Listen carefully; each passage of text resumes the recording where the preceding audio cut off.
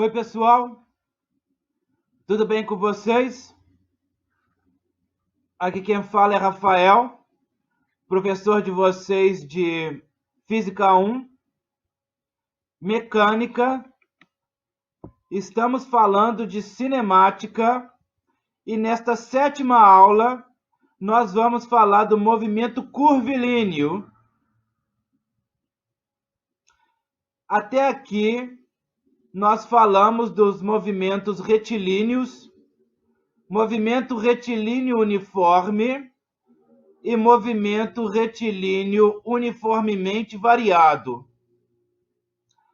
Na aula de hoje, nós vamos sair do movimento retilíneo e vamos entrar no movimento curvilíneo. Esta aula será menor do que as outras. Nós iremos apenas introduzir alguns conceitos.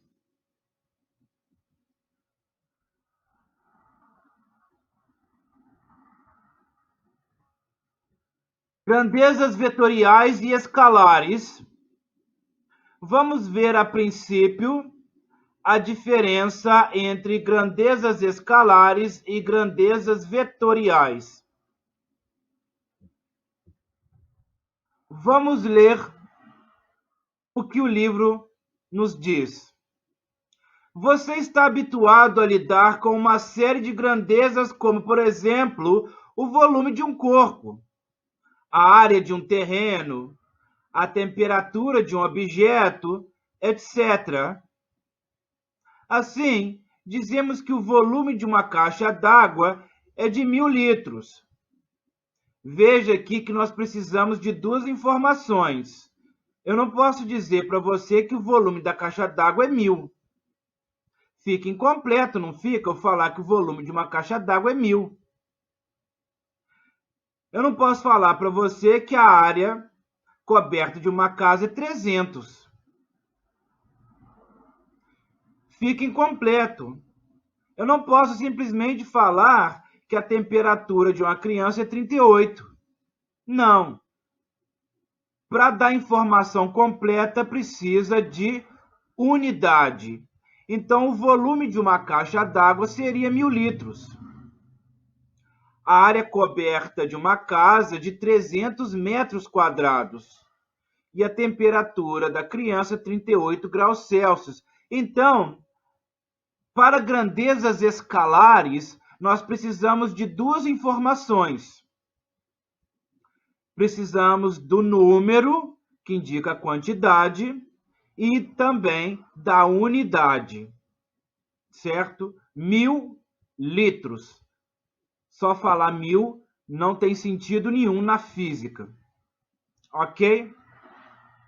Observe que, em todos estes exemplos, as quantidades citadas ficam plenamente conhecidas quando especificamos o seu valor, isto é, o seu módulo e a unidade usada na medida.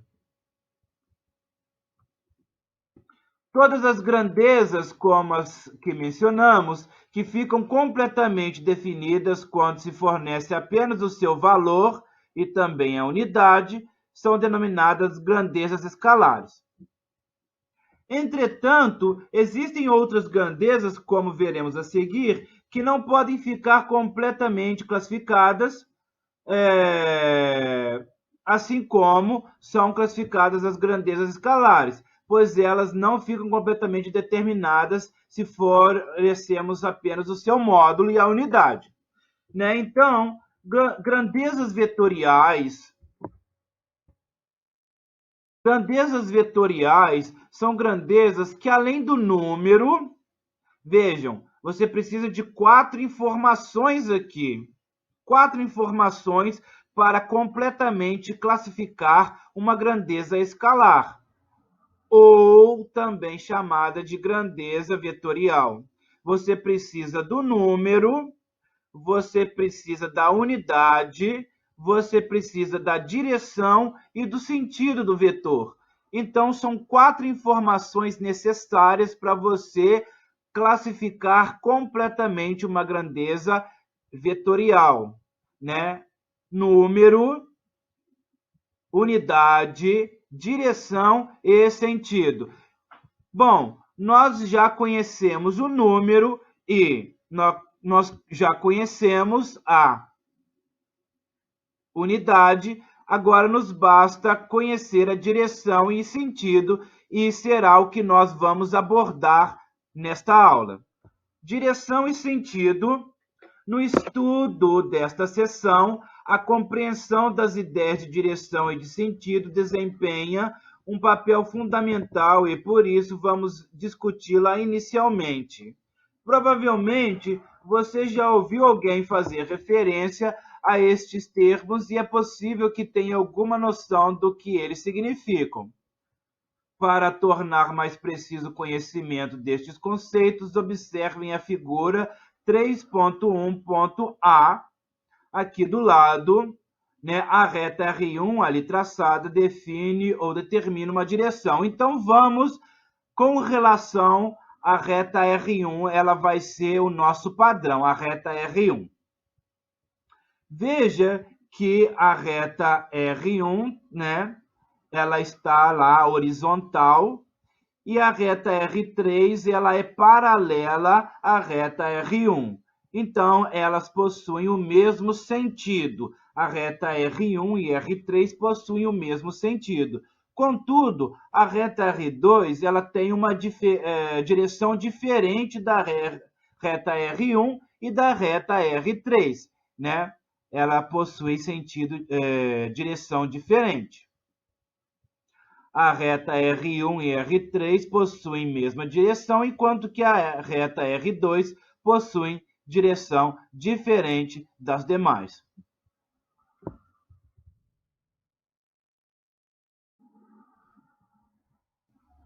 A reta R2 não paralela a R1 determina outra direção, diferente da direção definida pela reta R1. Já a reta R3, paralela a R1, possui a mesma direção da reta R1.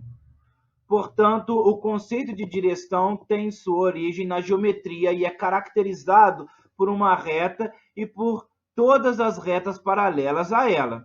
Em outras palavras, retas paralelas possuem a mesma direção. Mais uma vez, retas paralelas possuem a mesma direção. Por exemplo, carros que se movimentam em uma mesma rua reta ou em ruas retas paralelas entre si estão se deslocando na mesma direção.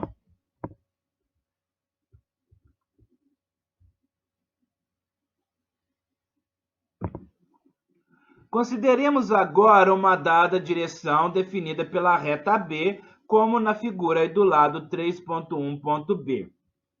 Nós temos a mesma direção, a direção AB, mas sentidos diferentes.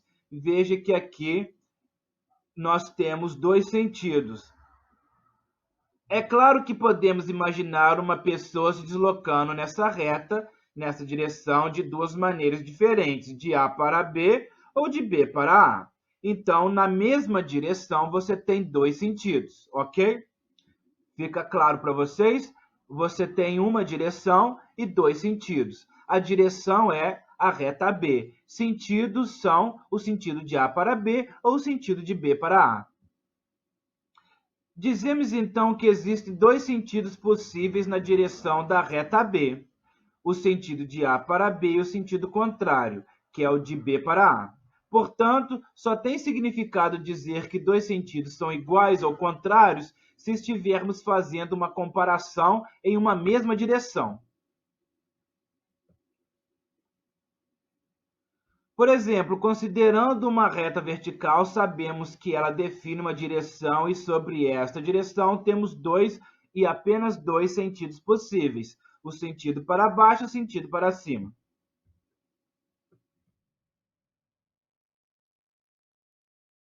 Vamos olhar esses mapas aqui, né? As figuras A e B. Se um automóvel viaja de Brasília para Recife, seu deslocamento é representado pelo segmento AB. Podemos representar o deslocamento do automóvel por meio de um vetor traçado de A para B. Então, esse vetor vai representar o deslocamento. Grandezas vetoriais, deslocamento. Aqui vamos entender a diferença entre deslocamento e trajetória. Consideremos um automóvel que partiu de Brasília viajando para Recife, seguindo as estradas indicadas no mapa. Este carro sofreu uma mudança de posição, saiu de A, Brasília, e foi para B, Recife. A mudança de posição é definida pelo segmento AB, ou seja, o deslocamento do carro. Em outras palavras, deslocamento de um corpo é o segmento que une a sua posição inicial à sua posição final. Tá? Então, o deslocamento está somente relativo ou relacionado às posições iniciais e finais, né? Observe que o deslocamento não deve ser confundido com trajetória.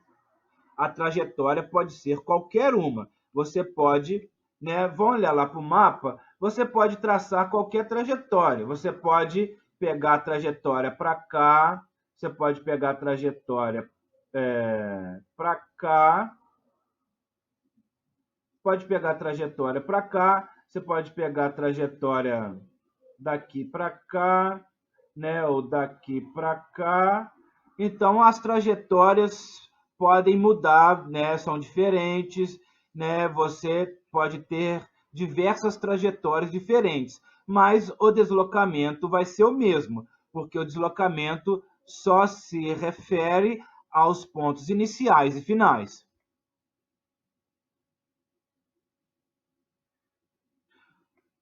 Um avião, por exemplo, que fosse de Brasília para Recife, provavelmente seguiria uma trajetória completamente diferente. No entanto, seu deslocamento seria o mesmo. Então, você pode ter deslocamentos, você pode ter trajetórias diferentes, mas o deslocamento é o mesmo. Suponha que você desejasse informar a uma pessoa sobre o deslocamento do carro mencionado.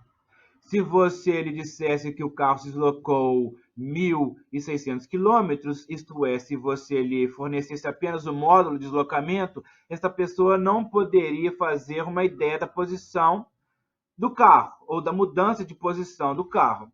Esta mudança de posição de 1.600 quilômetros poderia ter ocorrido em uma direção qualquer, que não foi especificada por você. Então, para melhor entendimento, você deveria informar que o deslocamento se deu na direção da reta que passa por Brasília e Recife. Mesmo assim, para ter a ideia completa do deslocamento, a pessoa teria que saber se ele se deu de Brasília para Recife ou de Recife para Brasília. Nós vimos que, numa mesma direção, Brasília-Recife, você tem dois sentidos, de Brasília para Recife ou de Recife para Brasília. Isto é, ela teria que conhecer o sentido do deslocamento. Neste caso, você deveria lhe informar que o sentido foi de A para B, de Brasília para Recife, ou de B para A, de Recife para Brasília.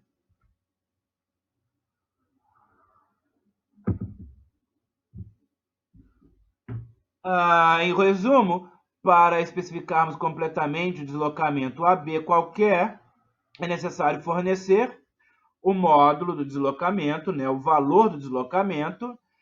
Temos que dar a unidade também, né? O livro aqui não falou isso, mas eu vou falar para vocês. Nós temos que especificar a unidade, se nós estamos falando de metro, se nós estamos falando de quilômetro, se é velocidade, né? Nesse caso, quilômetros por hora ou metros por segundo.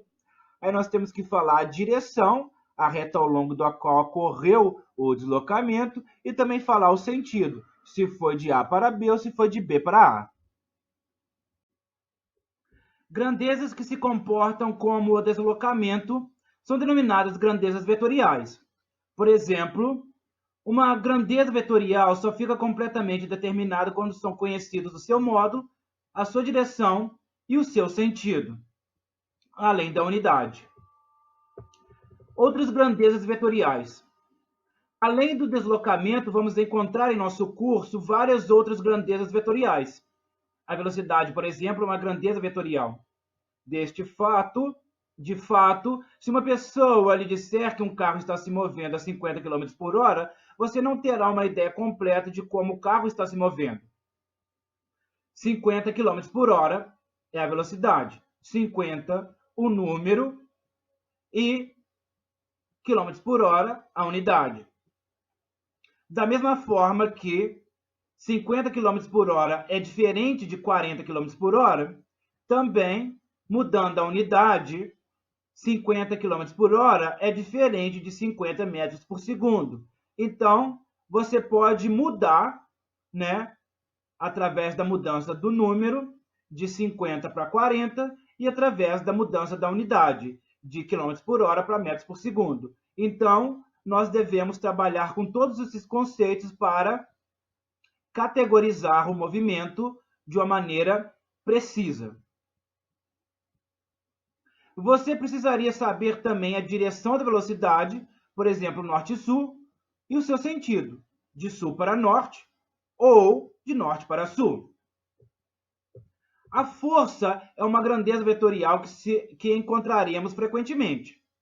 Além de especificarmos o seu módulo, intensidade da força, teremos que também prestar atenção na unidade. Frequentemente, nós expressamos força com Newton, e também é necessário fornecer a direção, se ela atua de forma vertical, horizontal, inclinadamente, e também o seu sentido, se é da direita para a esquerda, da esquerda para a direita, se é de baixo para cima ou de cima para baixo. Oportunamente, nos próximos capítulos, iremos entrar em contato com outras grandezas vetoriais. Então, meus amigos, uma grandeza vetorial, como a velocidade, só é completamente classificada quando falamos do número, que representa a quantidade, a unidade, que representa a taxa, né? No caso da velocidade, quanto você progride ao longo do tempo, por exemplo, quilômetros por hora, né?